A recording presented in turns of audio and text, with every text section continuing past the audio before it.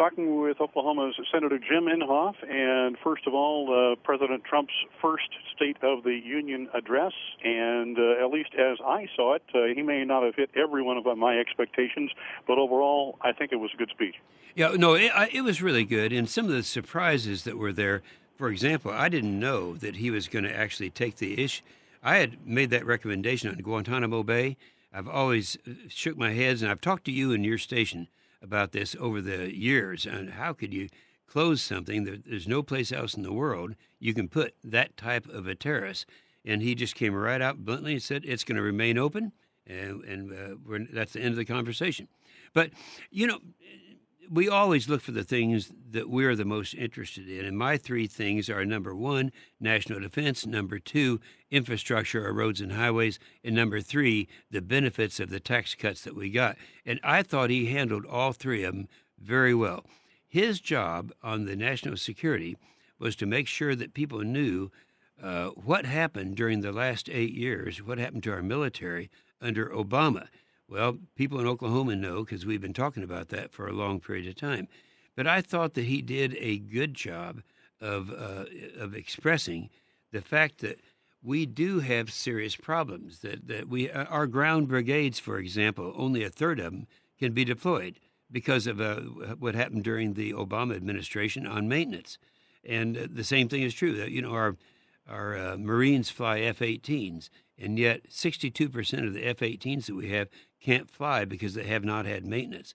These are things that I think the president didn't say it the way I'm saying it now because he would not want Mattis to get upset with him for maybe letting potential adversaries out there thinking that we're weak.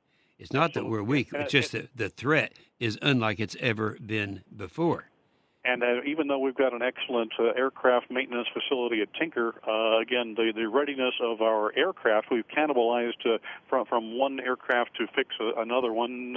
We don't have the parts, and certainly the pilots are not getting the flying hours that they should be having to be A1 trained. Yeah, and I think, although he didn't really cover it in any detail, but we're 1,500 pilots short right now. 1,500. 1,300 of those are combat pilots. And the major problem is not the bonus is not adequate. The bonus is a pretty good bonus. But the thing is, these kids joined the Navy and the Air Force to fly airplanes. That's what they wanted to do. And when they can only get half the flight hours, unless they're forward deployed, that they should get, then that poses a very serious problem. I want to mention, before we run out of time, the other two areas of his speech that I thought he handled real well.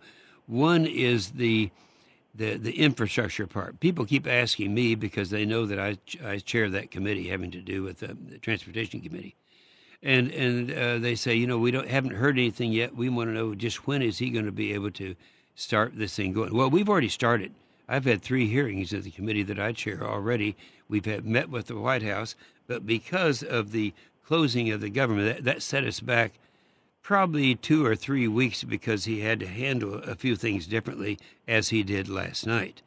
The last thing I wanted to make sure that he made abundantly clear is what's going to happen with the tax cuts. You know, if you'll remember, Charlie, because you pay attention to these things, the Democrats were opposed to the tax cuts, and the only argument they can give, well, that's going to be big spending, you have to pay for all those tax cuts, and that's not the way it works. We remember, and it was a Democrat who first thought about it. This was Kennedy back in 1962. If you remember, he was wanting to push the Great Society programs. He said, we've got to have more revenue to do that. And he said, and these are Kennedy's words, not a Republican, he said, we have to increase our revenue in this country, and the best way to increase revenue is to reduce marginal rates. Well, that's exactly what happened. And he reduced marginal rates. The top bracket went from 90% to 50%, and all other 70%. Then all other brackets went down. That resulted in increasing our revenues by 30%. Then along came Reagan. Remember his reductions of 1981. In 1981, the total amount of money it took to run government was $469 billion. After his reductions, that turned into $720 billion. So what I'm saying is I agree with Kennedy. I agree every time that we have tried this, it's increased revenue. Where are we going to spend the revenue? It has to be on infrastructure and primarily military. Then anything else we want to work on the deficit. So, I saw a lot more in some of the things he said, and he was saying it to make sure there are a lot of people out there that were not aware of the particular problems that we have. I thought he did a good job. He was positive. And here was the funny thing, the humorous thing.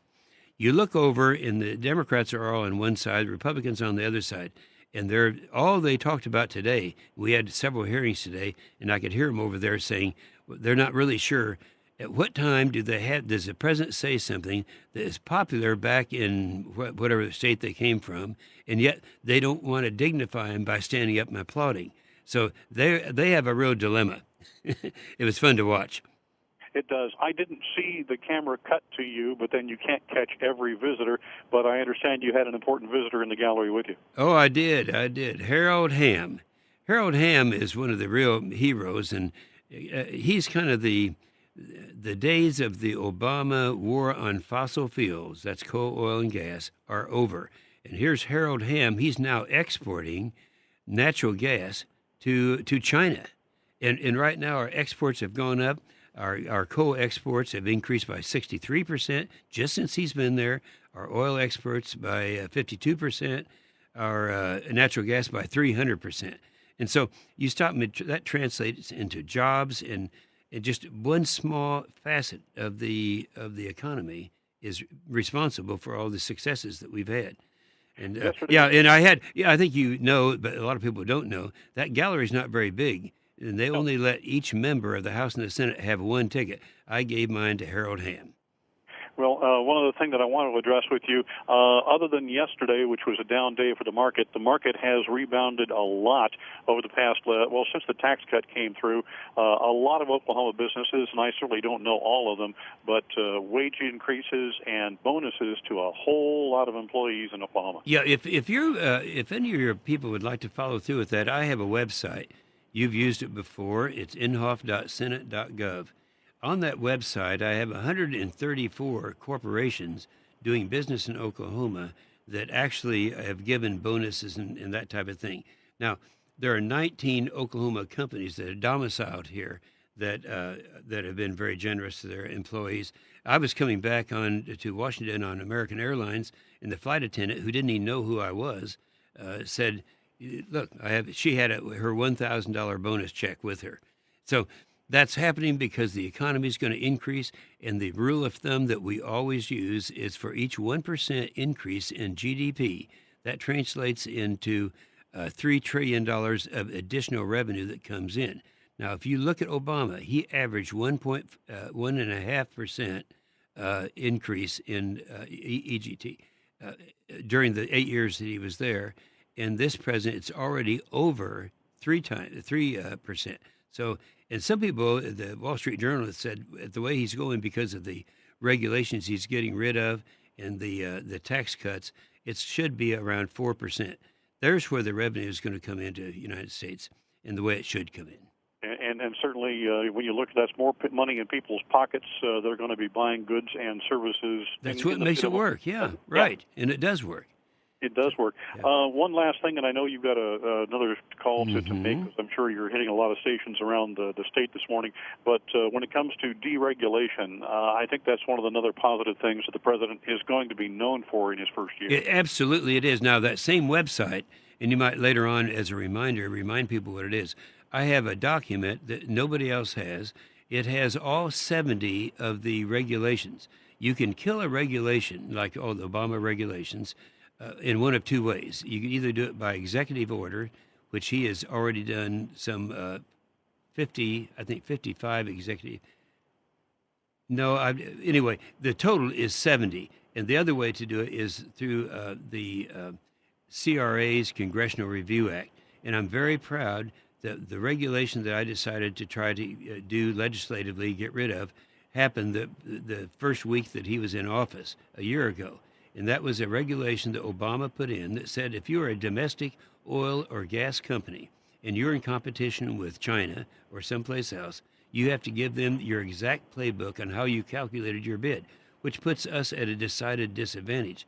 So I took that regulation, put it in bill form, and the first signing ceremony this president had, he had with me. So if you guys want to, if your people out there want to know the nature of these regulations that we're getting rid of, if you'll go to my website, you can pull up all 70 of them in a description. For example, how many of your people who are listening to us right now know that he wanted to put together a national school board with the idea of taking overload control of schools? That's Never heard it. Yeah, I know it, but it's all right there, and these are the things that he was able to get done through overregulation, and that's why our economy is blooming right now. Well, certainly, I know that I would love to spend another 20 minutes with you, but 10 certainly is going to be enough for the morning because I know you have a lot more work to do and actually need to get back to doing the business of the country, like passing a budget and dealing with Homeland Security. Yes, and he mentioned that last night, too, about the budget. And so, anyway, I appreciate it very much, Charlie. Always good to talk to you. Thank you very much. Senator Inhofe, on AM 1400 KWON.